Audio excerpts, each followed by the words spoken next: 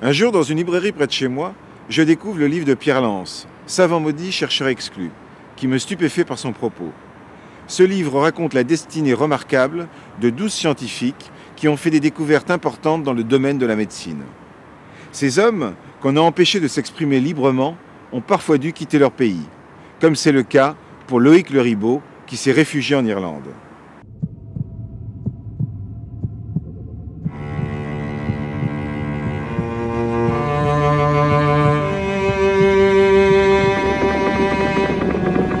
J'ai appris qu'il était en prison peu de temps après le moment où il y était par quelqu'un de notre laboratoire qui est du Sud-Ouest et qui l'avait su dans les journaux locaux.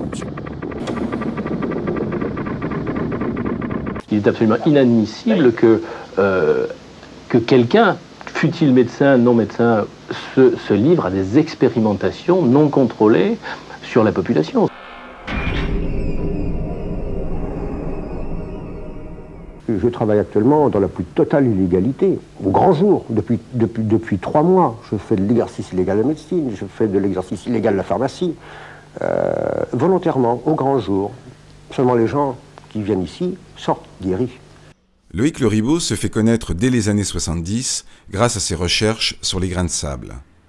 Au moyen de microscopes très puissants, il va réussir à percer bien des mystères. Loïc Le Ribot décide de créer son propre laboratoire. Ses premiers clients sont des industriels, jusqu'au jour où la DST le sollicite pour une affaire de contre-espionnage. À partir de ce moment-là, Loïc Le Ribot va se trouver propulsé dans les affaires judiciaires et se lancera dans la rénovation de la police scientifique. Ah oui, je pense qu'on peut dire qu'effectivement, Loïc Le Ribot a révolutionné la police scientifique au début des années 1980.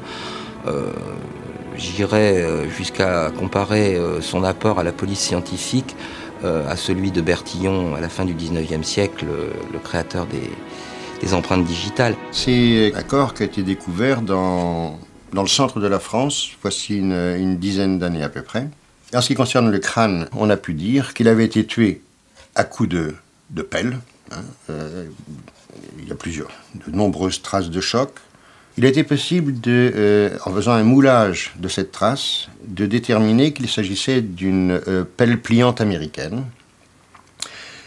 Il a été possible de dire également que cette pelle pliante était de couleur bleu ciel, que cet homme était enterré depuis exactement 6 mois quand on l'a découvert, qu'il était âgé de 44 ans, que son métier était ferrailleur, qu'il vivait sur les bords de la Méditerranée, et qu'il avait été tué à 20 km au sud-ouest de l'endroit où on l'avait trouvé. Voilà ce qu'on a été capable de dire au CARM à partir de ça, alors que le laboratoire de police disait qu'il n'était capable de rien dire. Au fur et à mesure que la formation des personnels de l'État par Le Ribot se perfectionne, à partir du moment où toutes ces analyses au microscope électronique deviennent efficaces, l'utilité même de Le Ribot devient très gênante. Alors, tout simplement un beau jour, plus de commandes. Le CARM en déroute. Ce laboratoire, situé à La Teste et spécialisé dans les recherches d'indices en matière criminelle, va bientôt cesser ses activités, placé en règlement judiciaire, victime de difficultés financières et de la concurrence de la police scientifique. Un mois après la création du CARM, je rencontre un chimiste de l'Université de Bordeaux, Norbert Dufaux, qui est, lui, spécialisé dans les applications thérapeutiques du silicium organique, domaine qui me passionne également. Et jusqu'à la fermeture du CARM, il y aurait 2 existences en quelque sorte parallèles, l'aspect criminalistique et puis l'aspect application thérapeutique du silicium organique. Nous allons essayer d'obtenir la fameuse AMM, c'est-à-dire l'autorisation de mise sur le marché permettant de diffuser officiellement un produit à usage thérapeutique. Les chefs d'entreprise qui étaient francs nous disaient ça nous intéresse pas du tout. Si ce que vous dites est vrai, cette molécule, ce produit remplacera des centaines, voire des milliers de médicaments qui sont actuellement sur le marché. Donc pour nous, ce serait une catastrophe économique. C'est à ça qu'on voit les philanthropes. Je l'ai testé sur moi, tout simplement, pour voir.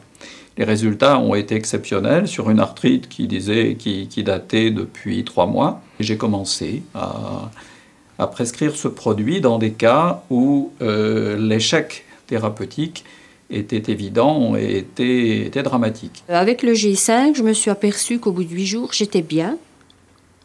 La fatigue était partie et surtout, je n'avais plus mal dans les os parce que ça faisait quelques mois que j'étais obligée de remonter les escaliers à 4 pattes pour aller à l'étage dans les chambres. Je ne pouvais plus me mouvoir normalement. Et puis, je me suis aperçue qu'avec le G5, les douleurs avaient disparu. Je suis médecin.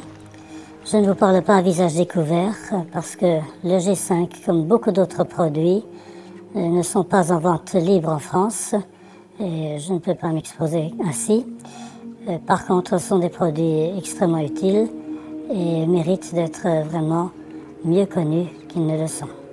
On empêche les gens d'avoir accès à la guérison, en cancérologie en particulier. Il y a tellement de moyens différents d'agir là-dessus qui sont systématiquement occultés. C'est absolument inadmissible. Nous ne pouvons pas le laisser faire.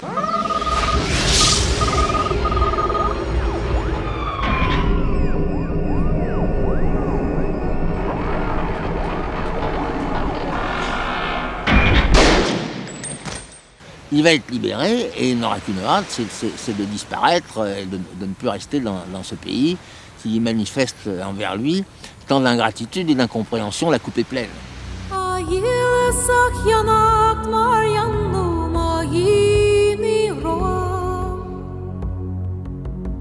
On peut quand même s'étonner, et moi je crois que là les choses sont très graves, c'est-à-dire que lorsqu'un petit promoteur ou un petit chercheur trouve un produit qu'il estime efficace sur une maladie grave, que le gouvernement se contente d'invoquer le Code de santé publique. Alors que l'État devrait prendre ses responsabilités et dire soit on va aider ce petit chercheur à régler ses petits problèmes de réglementation, mais avant tout on va s'attaquer au fond du problème, on va essayer, parce que si c'est efficace, on sauve des millions de personnes.